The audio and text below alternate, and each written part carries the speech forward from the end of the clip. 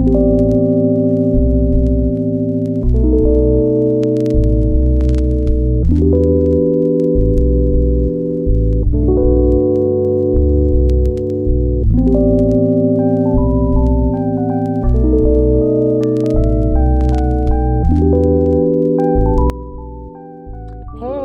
we are back.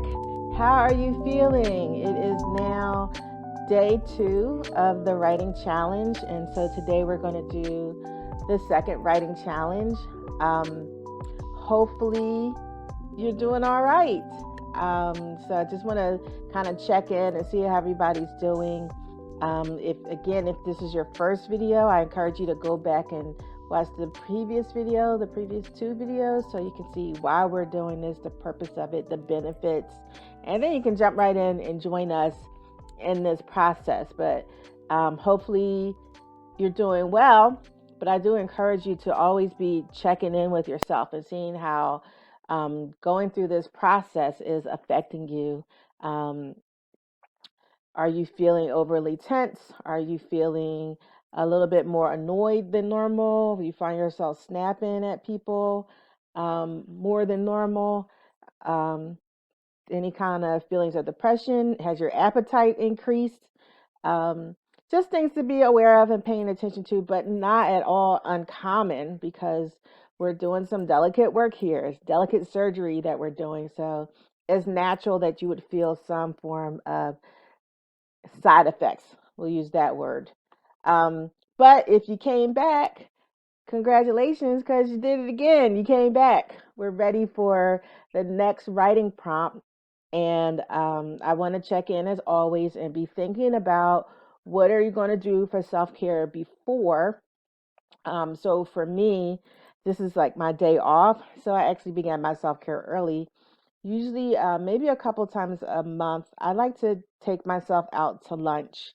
It's just a nice little treat to have someone else, like, not in a bougie way, but just like somebody to check in on me, wait on me, and make sure my needs are met. So it's a nice experience. It's a beautiful sunny day today. So to sit outside, something I got used to from traveling, being able to sit out al fresco and enjoy the sunshine and read a good book. So I already started my self-care for today. But just before doing the writing, I'll go through the process of saying some prayer and getting myself centered, and then get into the writing. So think about what you're going to do as far as your pre-writing self-care, and then think about your during writing self-care. Now today for me is laundry day, so I cannot write in my beautiful comfy room because I pulled all the sheets off the bed. Um, but I'm going to write on the deck outside, because that's another comfortable, cozy, safe space for me to write. So I guess that's a good lesson. I always be thinking about what could be a plan B in case your plan A, your go-to space, is not available to you when you're ready to write. So my plan B was to sit outside on the deck. So that's going to be my writing space. So be thinking about that, and already what are you going to do afterwards to kind of decompress and recenter yourself and take care of yourself um, after you've been through the process. Think about it this way. Um, for some of us, in your childhood or at different points in your life, maybe you weren't cared for in the best way because of family drama, or maybe because of your own drama, you weren't being taken care of, or you weren't taking care of yourself in the best way. But now you're in a place where you can. And so I highly recommend making sure that you're caring for yourself. You do have control here. You do have power here. And make sure that you are using that power to really nurture your soul while you go through this process, as we are moving to another level of healing. So let's get into it. The writing prompt for today. So your task is to really, you see that's in italics, really examine your deepest emotions and thoughts. You can write about the same trauma or upheaval as you did yesterday, or a completely different one. So I'm going to read again from my tablet some other additional thoughts that Penny Baker added to that. Remember that a trauma or upheaval can often influence other aspects of your life. So think about how it could have affected your relationships, your work, your views on yourself or how others view you, and even how you view the past. So think about that, and even how maybe your role in the trauma that you experienced. So, but what he really wants today is to focus on the emotions. So many of you might have just really described the experience in the first prompt. Today, he's inviting you to explore how you felt. How you felt then, how you feel now. How does that do those emotions connect to your relationships with others, your perspective about yourself and your experiences? So a deep dive again. Let the writing lead you. Don't try to control it, but kind of go with the flow, and we'll see where we go from there. So that's the prompt. Really examine your deepest emotions and thoughts about the trauma. You can write about the same trauma as you did yesterday, or you can do something new. Um, Here we go. So I'm going to ask you to pause so we can write. And then, so you can set, like I did, I set my phone for 20 minutes and I began writing. This is on video, so you can do whatever you want. It's not live. So pause the video and write for 20 minutes and then come back and process. So before, I broke it up into two separate videos because I was not reading the processing part. I didn't want it to taint me the first time through, but now I've read it. So now I can put it all together in one video. So we went through the prompt. I invite you now to pause, and then we will come back and go on and reflect and try to process what we've been through. Okay?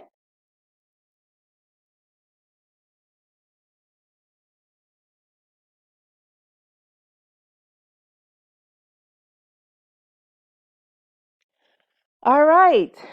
And so now we're back, and I had done my writing. I wrote outside on my deck. I actually brought onto the deck a candle, as a pumpkin spice candle, because as I'm recording the video, we're at the very beginning of, well, the very end of summer. And I love pumpkin spice. That's one of the things I love about fall. So I had my pumpkin spice candle out there, sunny day, not a lot of people outside, so it was relatively quiet for me. And I did as I did before because, again, Penny Baker encourages us to make a ritual or routine out of this process. So just like I did yesterday, I took some time in meditation and prayer to kind of set myself and to just pray for protection for my heart and to be open to whatever is going to come up as I explore. I did that, and then I dug in and I started to write. And just like before, if you didn't take a screenshot of this, you can. This is the guide that we're going to be using. We're going to go through the same 5 questions, and you're going to rate your responses. For each question, either a 0 is at the lower end, not at all the way up to 10, you experience this a great deal, and somewhere in the middle is 5, somewhat, and anything in between 0 and 10, you can rate each of these responses, and then move on to the next and move on to next. And then we'll talk about where we go from here. So if you haven't taken a moment to do a screenshot of this, I encourage you to do so. And then we'll move on to the first question. I'll say that, so yesterday I told you I am reading or listening to the Viola Davis memoir, and she was talking about her in therapy, being challenged to kind of make peace with her young self that suffered through the abuse that she went through as a child, and kind of making peace and trying to integrate that person. And so that inspired me to write about that yesterday. And so today, for me, I wanted to then explore the feelings or emotions that I had connected to that. And wow. So we'll go through that. I'll explain a little bit more of my journey. I hope that's helpful for you. I just think it gives you something than just a baseline that you can compare to. No, I'm not asking you to compare your experiences to my experiences, but just to give you a perspective or a frame of reference as you process your own. But you can feel free to comment or share thoughts or questions in the chat as well. So, back to our first question. To what degree did you express your deepest thoughts and feelings? And for this one, I gave it a 9. I did a lot because the question was to really explore your feelings here. And so I did that. Um, and it was weird because, again, I thought I was going to do a lot of crying, and I didn't. It did take about 10 minutes. Just trying to adjust my lighting. My lighting is a little too bright. Um, so I wrote for about 10 minutes, but this time I felt myself welling up. I felt it, I felt it, I felt it, but I didn't really cry. Maybe a couple of tears slipped down, but not as much as yesterday, and not as much again as I thought I would. So maybe that's a good thing. But I did go into emotions, and what I thought was interesting, how did I feel thinking about my young self experiencing that abuse? And the previous day, I really was focusing more on just kind of celebrating that part of myself, the part that we try to forget about, the part that actually went through it and survived all of it. But trying to honor that part of myself and recognizing what a warrior she was and is. So today, in thinking about that, the emotions that came up at first for me was a lot of anger. Um, Felt a lot of anger, just like how unfair. 'Cause nobody asked to go through that. No one asked. No one volunteers to go through something like that, and I certainly didn't. So there was some anger there. Like, why did that have to happen? And I've had that conversation with God many times. Like, why did that have to happen? Why didn't you protect me from that? Why did you allow that? So it really wasn't new, and maybe that's why I didn't cry as much because I've talked about that. I've prayed about it. I've cried about it. So there was that anger. And it's interesting. I think for a lot of women, we deal with anger a lot. I remember in church, we were doing like these small groups and we were talking about anger. And I was surprised at how many women, godly women, were dealing with anger. Felt extreme, like really anger, like they wanted to hurt somebody or hit something or just scream. And I think it makes sense when we started thinking about it and talking about it, that for many women, we're kind of raised to not make a fuss, not to really express our emotions, to kind of smile and be polite. And so I think it is a product of our socialization. And when we do make a fuss or express our anger, we kind of, are shunned in some ways by society. We get pushback. We're labeled as not nice words, the B word, or angry black female, or any kind of assertive woman. Where for men, it's kind of seen as a sign of strength and leadership. Sometimes to express your anger is much more respected. For women, not so much, and that may contribute to why we silence our emotions or try to snuff out the anger. But it's there nonetheless, and sometimes it can really affect us and even have physical consequences in our body of increased blood pressure and other medical conditions, affect our immune systems and all kinds of things. So it's important to deal with that anger and get it out, not to push it down. So I don't like to be angry. I like to be happy, happy go lucky. But that was the first thing that came up for me. So I talked a lot about anger. And I expressed it. I tried not to hold anything back in that part of the writing. To what degree do you currently feel sad or upset?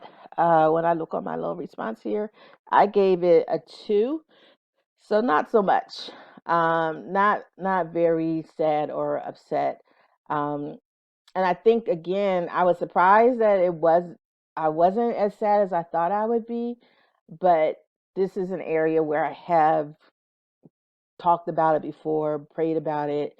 So there wasn't that much suppressed anger or rage that needed to be released. Um, so, two.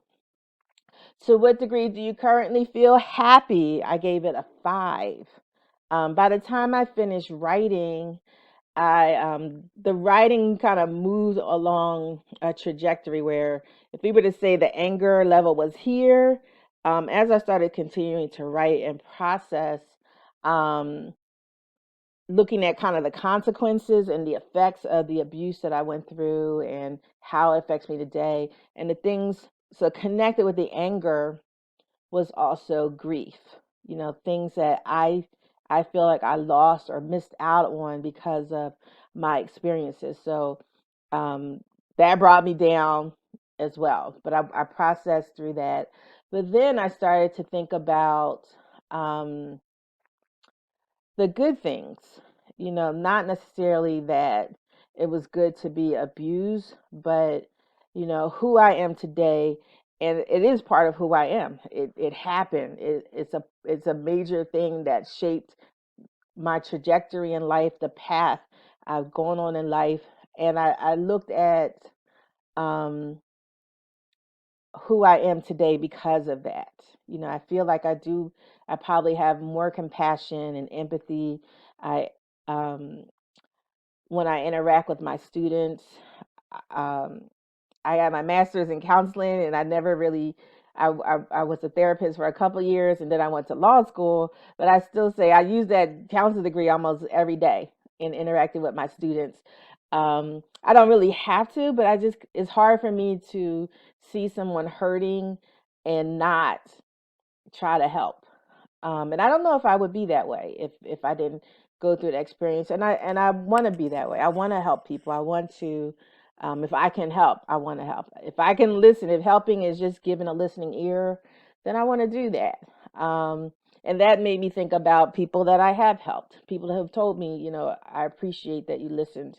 I appreciate that you um, sat with me, or that you know, we cried together or whatever. And that made me feel better. So starting to think about, you know, the other side of that and how I've grown and how and the people I can help in the future, even through doing this process, um, and being able to share here and hopefully helping people in this way, you know, that makes me feel good and it makes me feel hopeful and encouraged. So to answer this question, by the end, even though I started out really angry and then I was thinking about grief, I kind of started to level out. So I wasn't extremely happy, but I wasn't sad anymore. So I would say I was even Steven, right in the middle. So I gave it a five for this one. And to what degree was today's writing valuable or meaningful to you? I gave that one a six. Um, I mean, I probably could have gone higher, but I was probably still a little down when I was writing it. I would say meaningful because it did help me to see, you know, any benefits. It feels weird to say any benefits from what I went through, but I think it does help to see that there is purpose there, and that evil thing can be used for good. You know, the Bible talks about God taking that thing that was meant for evil and using it for good. And so I do feel like it helps if you can try to find that. And for me, doing this and thinking about that, even though I started out thinking about anger, I ended up feeling a lot more hopeful and inspired by the end of it. So to that extent, I did find it to be valuable or meaningful for me. I'm interested to know what you guys felt. So please feel free to share that in the chat. I'm thinking about maybe putting together like a Facebook group so we can interact and share more freely. Tell me what you think about that too. If you think that would be a good idea. And then lastly, briefly describe how your writing went today. So you may refer to this later. As we said, even after this 4-day challenge is over, Penny Baker envisions that down the line, weeks, months later, you can look back and track how you're progressing through this process. So here, I just really again talked about how I did write for longer than the 20 minutes, probably a few minutes longer. I don't think it went as long as I did yesterday. I jumped right into it, so I didn't have to really struggle to think about what to write about. So that was good. And that I felt like I was welling up, but I didn't really cry. I didn't cry. Um, so I just talked about those things as I briefly described the writing and leaving with the feeling of like a hopefulness at the end of it. I would say that. Um, Also, Penny Baker encourages, now that you have now two writing samples to compare, two writing experiences, to do some form of comparison. So to start thinking about and reflecting on your first writing prompt and now the second one, and how do the numbers compare? Are you seeing any trends? Do you see the numbers getting better? Are they going worse? Or are they the same? And again, it doesn't really mean, don't put a lot of meaning into it. Just make a note of this right now. I mean, it's only two. You can't really make any decisions based off of a sample size of two, but you're just starting to make some observations and notice things. Did you notice that the topic is shifting? So you started out writing about one thing and you found yourself in a completely different place. Were there areas that you didn't want to go? You you you started to go this way and then you thought, no, that's too much. I'm not ready for that. So did you notice shifting in the topics? Are you starting to see things in a different light? Um, Maybe things aren't as bad as you thought. Maybe this person isn't as bad as you thought, or maybe they are worse than what you thought, or your role in things. Are you getting a different perspective about that? Are you seeing patterns there? And then, how is this writing affecting your emotions? That check. We want to keep doing the check and paying attention to how is it affecting us. Are you sad for a whole day? Even after we're done this video, pay attention to that. You don't want to get out of bed, you don't want to socialize, you don't want to talk to anybody. I mean, that's natural for like the first few minutes or hour or a couple hours, but then hopefully you should be getting back to your normal or your usual. But if not, that's something we want to pay attention to. Um, or are you feeling lighter? Like some things are lifting off of you because you've been processing these things. So are you noticing a positive change in this? So just again, we're not making any conclusions or drawing any conclusions at this point, like, oh, this is horrible, I don't need to do this anymore. But just things to be thinking about as you go forward. So we got two done and we have two to go. We are at the halfway point. Always be thinking about your self-care after as well. Don't neglect that part. So for me, because I was outside after I finished writing, I just really just looked up at the sky, which is something I love to do. My deck area is very calm and soothing. It has plants that I like to look at, and I look up at the sky and look at the clouds, and just kind of reflect it. I spent some time in just gratitude, just thanking God for, the good that He's brought into my life. We got off to a rough start, but there's been a lot of good. And I really, anytime I do that, I take some time to really just like count my blessings, count all the good that's happened in my life. I always feel lighter. Um, and it was no different today. So that was my self care for today. I probably spent about 15 minutes or so sitting outside, just looking up at the clouds, watching the airplanes fly by, and just feeling grateful, expressing gratitude for just all the good things in my life. So, what did you do? Feel free to share that. Keep in mind always your pre, your during, and your aftercare. How are you taking care of yourself.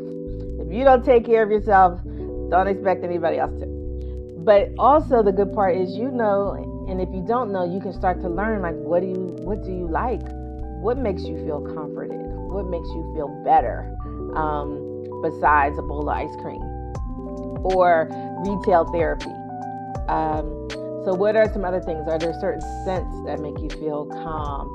Are there certain sounds? Think about your senses. So keep those things in mind as we go forward. 2 down, 2 to go. So I will see you tomorrow with writing prompt number 3. Hope all is well. Blessings to you. See you tomorrow.